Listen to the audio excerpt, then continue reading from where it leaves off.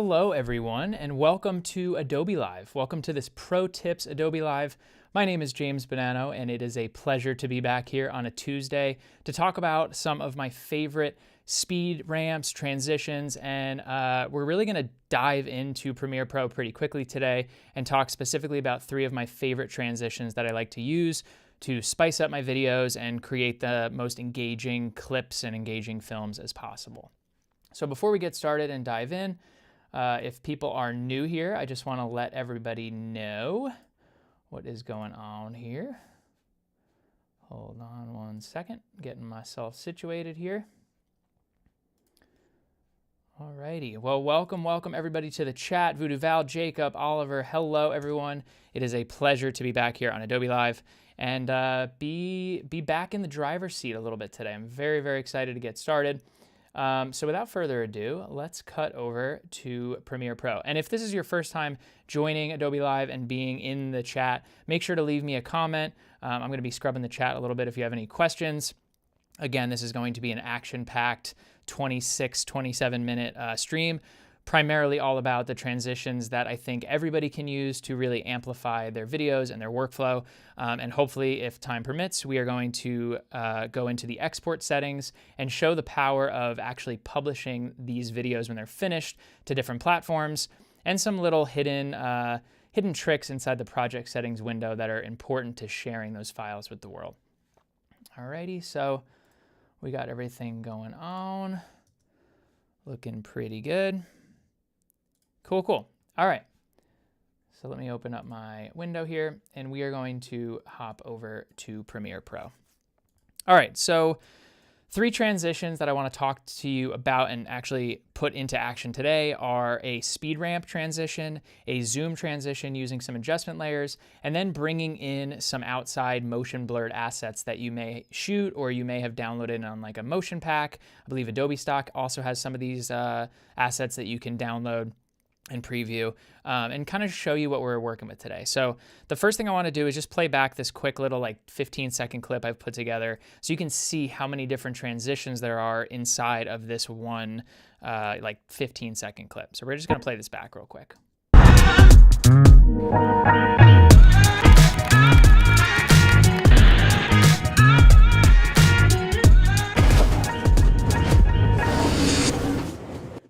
So there is a lot going on there. This is a project that I'm currently working on, and it really is a great way to showcase like a montage of a scene and bring a lot of different elements into that scene. So the first thing I want to talk about is this speed ramp transition right here. So I'm going to actually mute the music real quick to contain everyone's earlobes because it might be a little loud for those watching at home. And our sound effects are a little high, so we're just going to adjust this. We're going to pull our handles down, and we're going to pull this volume control down as well. All right, so let me just real quick make sure everything is working on my end. Nothing to worry about. We are good. All right, and again, please let me know in the chat if you have any other questions as we go through this. All right, so the first thing is speed ramping. So that's a very common technique in transition land, and it's just a really easy way to take the music and use your visuals to heighten that a little bit more. So if I mute this here, we can see that we have this really cool little like transition between these two train shots. This is a recent trip to London. Well, not so recent, a couple months ago now. And I have two shots here, two clips. I have this drone shot, City of London, which was actually sourced by Adobe Stock.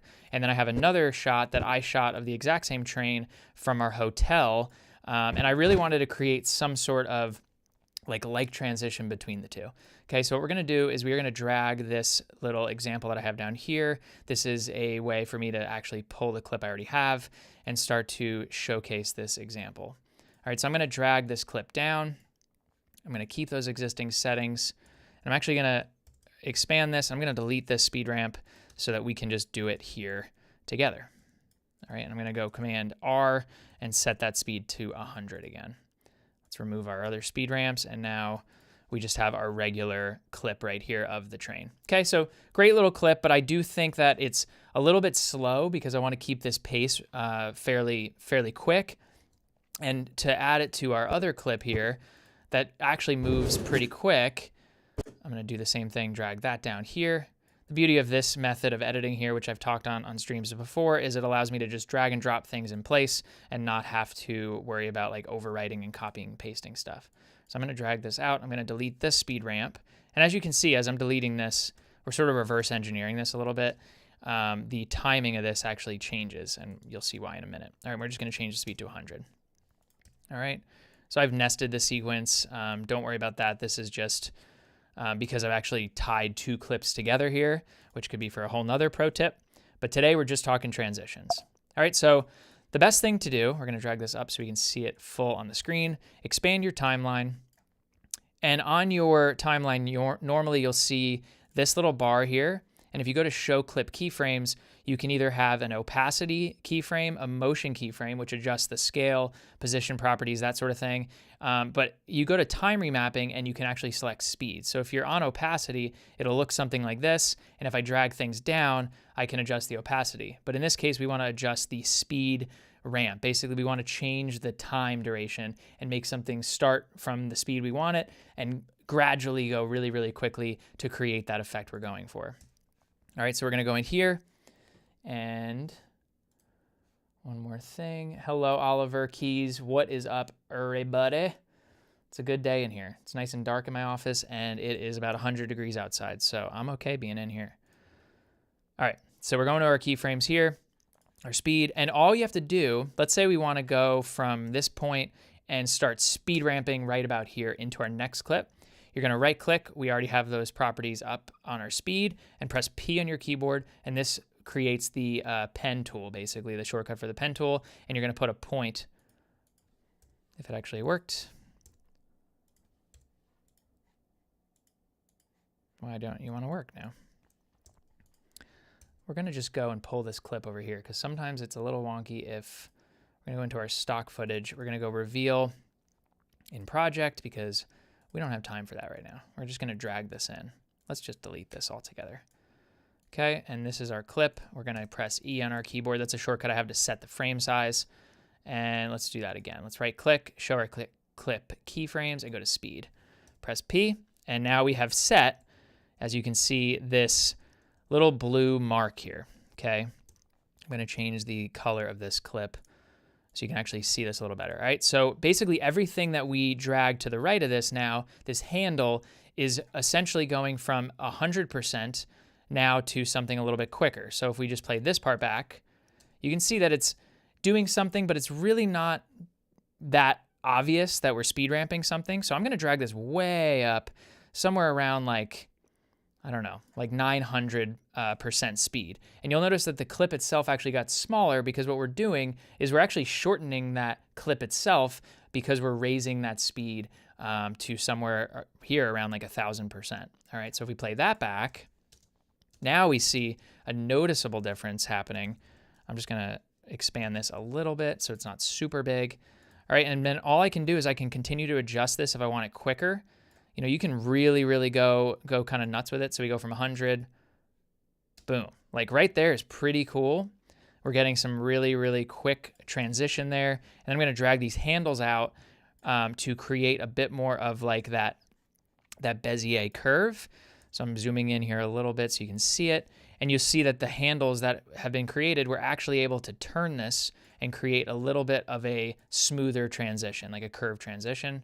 Boom. All right, so I like that right there. We're gonna pull this back and we're gonna cut that. All right, and then we're gonna go back here, open up our little nested sequence. There we actually probably need to use this. And let's copy that. We're gonna go right back here and we're gonna just put this clip right next to it. All right, so you can see now, if we play this back, we have something that looks a lot more cinematic and punchy with this speed ramp transition than it did before if it was just cut right next to each other without that speed ramp. Okay, so you can continue to add these as much as you want. You can tell here that I've actually added one at the end of this clip. So if we play this back, it speed ramps once again. Okay, so I like to use the speed ramps almost in between clips to create that speed on either side of the clips. It's just a really cool way to create that impact, and it's a really amazing transition that I use in a lot of my work. Okay, so That's the first example. And again, if we go back here and we play that little spot back, you can see how well that works with sound effects and music on top of it. Okay, so we have the sounds of the train, we have some of those like whoosh sounds effects going in, and that is the power of using that speed ramp as a transition to really build out that little scene. All right, moving on along to the next area that we want to talk about. And you can kind of see that here. I'm going to mute this once again, mute some of these sound effects so that we're not, again, blowing everyone's eardrums out.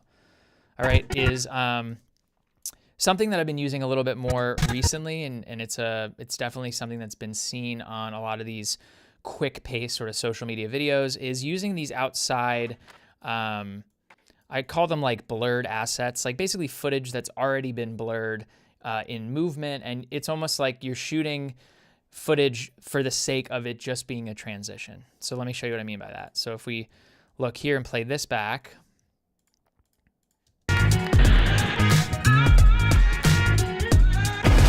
okay, we have two of these assets here that have like train noise underneath them. But this right here, this is basically just a shot of a really, really fast moving train. Okay, so you can either go out and shoot these sorts of things. I have a combination of footage that I've shot that I know I'm only going to be using for transitions.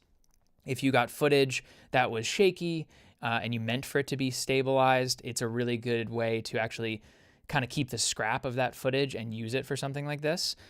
Or if you wanted to create a really, really shallow depth of field on something, let's say stars or the environment, you can see here in my project window, I have a bunch of these overlays that I bring in. These are some experimental ones. So if I play this back or something like this,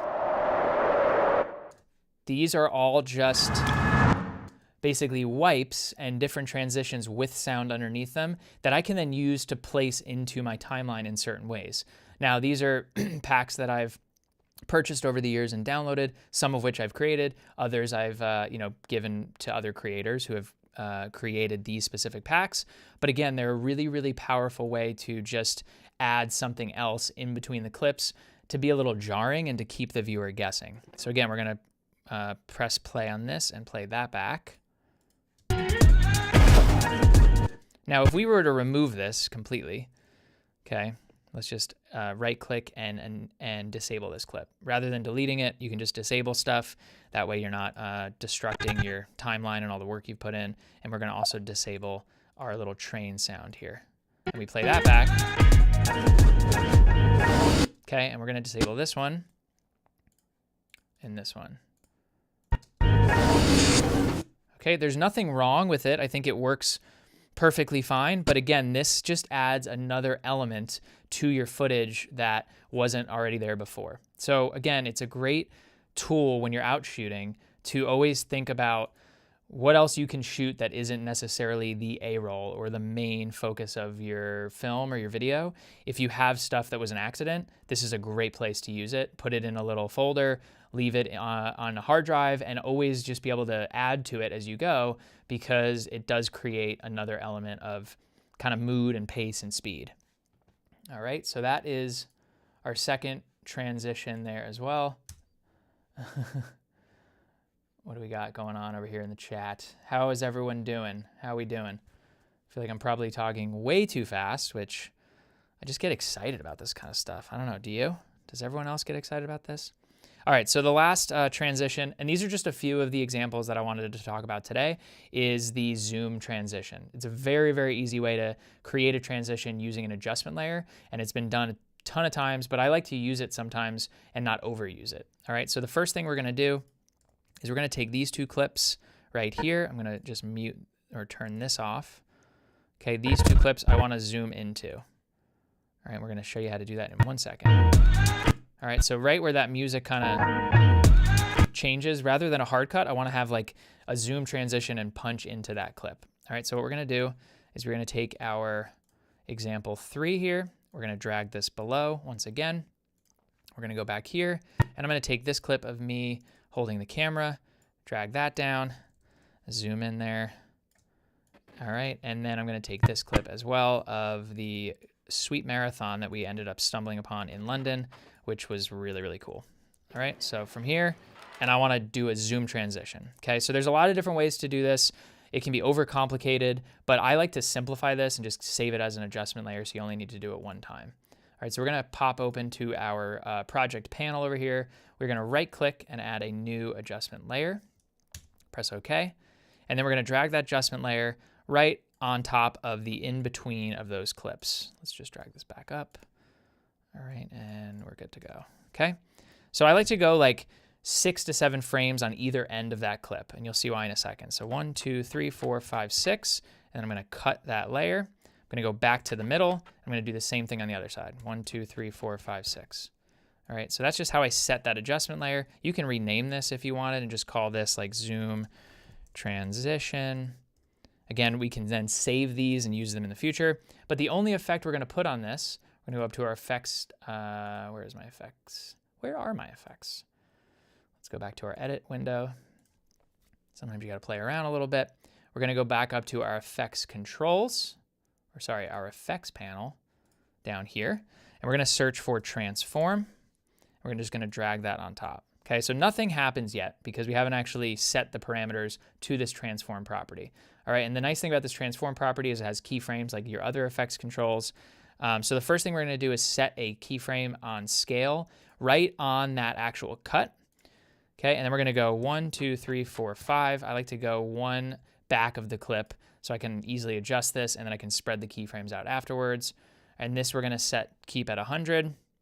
We're gonna go back 1, 2, 3, 4, 5, and that'll set at 100. And now we're gonna actually set this center point to 300. So we're creating basically a zoom into the next clip and then a zoom out. And it's gonna happen very, very quickly. Now the power of this transform property and the reason this effect actually works so well is these little buttons down here. So where it says use composition's shutter angle, you wanna turn that off. And then you want to change that shutter angle to something like 180 degrees or more. And this is what's going to create that blur effect as you're zooming in. If you don't put that, it's going to look very, very rigid, and it's not going to really sell the effect that you're going for. So I like to just crank this up to 360 so we can see it. And just if I undid that, you can see what a difference it made just by that one little effect there. Very, very simple way to do it. Okay, so if I play this back, we can see that that transition is happening. We're zooming in and we're zooming out, okay? I think personally it's happening too slow. So I'm actually gonna drag these in a little bit more and just make it, let's say 3 frames, okay? And you wanna I like to try to keep the same distance on both sides. And then what I do is I come in here and I can ease in these properties. So I can ease this in, ease this out. If I play that back, we now have something that looks a lot smoother than it did previously. All right, so play that. Boom, okay? And we can actually drop this down. If I click these handles, you'll notice that I have even more room. I can pull this in. Sometimes this messes it up a little bit. Oh yeah, that's good. So we're using the keyframes inside of Premiere Pro to create our own handles. All right, and we can do the same thing sort of on the outside. Boom, and that is a really, really easy and awesome way to create transitions and then build upon it. Okay, so if we open up our full example that we showed, now with the addition of the music, we can always add another sound effect in there to better sell that zoom, you know? So if we play this back, boom. Like the thing I like about that is our music, as you can see, I actually added a marker here on the timeline to know that that's where I wanted that punch to actually be. All right, now if I wanted to add something even more to sell that effect, I like to kind of keep this assembly tab open just so I have my full project window over here. And I want to add a sound effect, some sort of like whoosh sound effect. Maybe that sounds pretty cool, or that's sort of a cool effect. It might be a little intense. I can come in here and I can drag that sound effect under it. Been watching The Bear too much. All right, and then if I just solo this right here, see, that might not be the right sound effect, but you can kind of get the idea. But with the music and with the other diegetic sound that's in there, it sells the effect that much more. Okay, how are we doing, everybody? We got everybody looking good here. And we got about 5 to 6 minutes. Perfect. Okay, So those are sort of three of the transitions that I like to use continuously throughout my filmmaking process. There are so many other ones out there that you can use, but just keep in mind that you can get to a point where you overuse them, and you don't want to do that. So using these three in tandem with each other will actually help you kind of have a moderate amount of effects and transitions in your workflow. All right, so now one thing I did say I wanted to go over is how to actually export this final sequence here and what to do with it once it's done. All right, so let's say we're finished here with our little montage. Boom. I think it's looking pretty good. Again, this is a current project I'm working on that you all will be seeing very soon. This is just one little section of it. All right, so to export, very basic. If you haven't done it before, this is how you do it. Set an out point at the end of your timeline, Command M. And this frustrated me for a really long time. So just make sure if you're trying to export your video from another window, it's not going to work. So I'm pressing Command M, or I'm going to File, Export Media, and it's grayed out. Make sure that you're hovered inside of your timeline. It will not export anything unless you're hovered inside that timeline. Something that for years drove me crazy, and it's the simplest little mess up that will ruin your day if you don't know why it's happening. All right, so File, Export Media. Okay, and again, these are all the basic settings that we have. And the two things that I wanted to talk to in addition to just a standard export is the fact that we can actually post these to different destinations. Okay, I have used this, and it is a super powerful way to get that. Let's say this was our entire film. It wasn't just one little sequence. We could now post and share this specific video to all these platforms at one time without having to bring the clip on our phone, drop it on Dropbox, G Drive, wherever. So all you have to do, you create your title here, find your location. Again, I have my little exports location here on my drive. Your format, I always like to save it as H.264. It just has better playback. And then match my source sequence so that it's exporting at 1920 by 1080, okay? Once I have all that ready to go, I can go here and I can actually click these various publishing sites, so Facebook, TikTok, YouTube, whoever's using Twitter still. I will not be posting there probably, but YouTube would be like my main channel that I'd want to share something like this. Okay, so you can see if this is the first time you're doing it, you have to sign into that YouTube account, and then you have your channel, and you have everything that channel shows, but right here in the settings page in the export window. Okay, so I can create my playlist. I have all these playlists on my YouTube channel. I can create a title, a description, set it to unlisted, public, private, schedule it. And then I can actually upload a custom thumbnail, all right here in the window panel of Premiere Pro. So I don't think people use this enough, and it is honestly something that I wanted to talk about today because I do think it's extremely powerful for if you're someone who's a social media manager, if you're someone who's trying to manage your own content. This is a great way to sort of like schedule these things out and know every time you film something and you create a video like this, you want it to go to these various places, and you can do it very, very easily and automatically. All right, and one last thing, as we're running a little low on time here, I wanted to point out as well. I recently was asked to also send some raw files for a project I'm working on.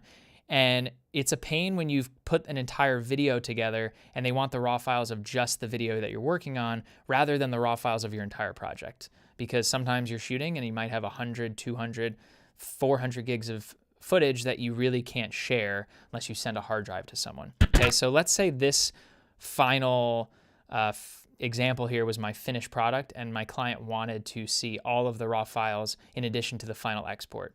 So the way you would do that is you go up to File, Project Manager, and again, this is something that I just sort of learned after way too many years of using Premiere, and I wanted to share it here on Adobe Live.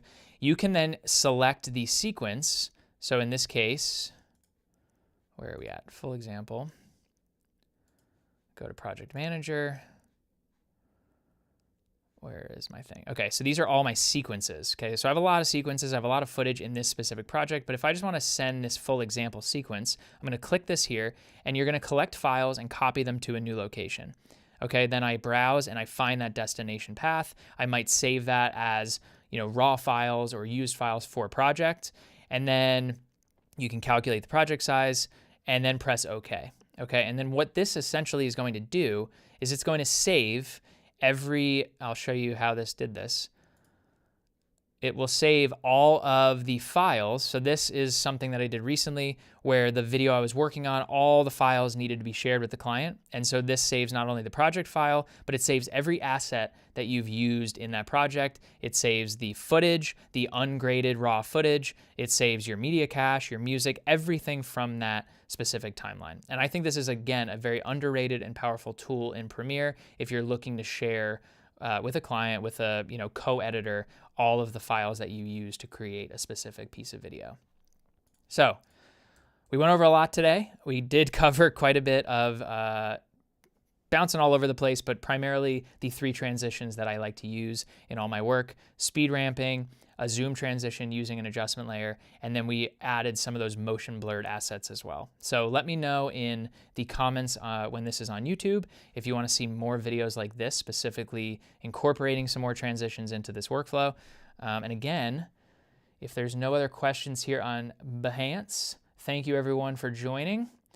Extra thumbnails. Yeah, Val, that was the question. I am glad I addressed it with the thumbnail issue.